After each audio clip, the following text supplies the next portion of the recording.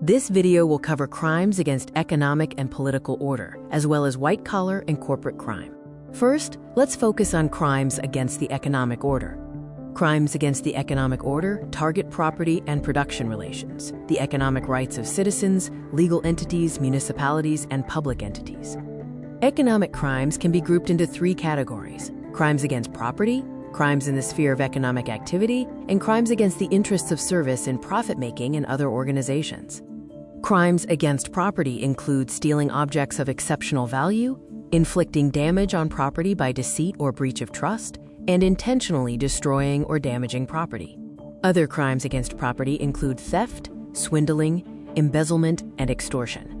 Crimes in the sphere of economical activity include the legalization or laundering of funds and other property acquired by illegal means. Other examples include the obstruction of legal business activity, registration of illegal land deals, and illegal enterprise. Crimes against the interests of service in organizations often involve bribery. Next, let's look at crimes against the political order.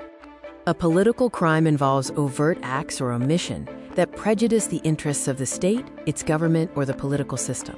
Crimes against the political order include treason, sedition, and terrorism. Finally, we will discuss white-collar crime.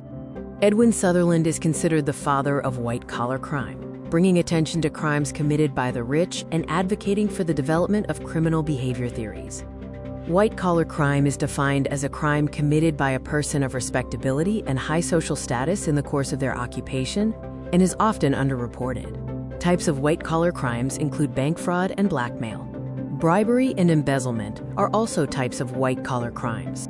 Environmental schemes and healthcare fraud are further examples of white-collar crime. Insider trading and investment schemes round out our list of white-collar crime types. Next, we will cover corporate crime. Corporate crime is defined as a crime committed by a corporation or by individuals acting on behalf of a corporation. Examples of corporate crime include fraudulent accounting, tax evasion, and environmental offenses.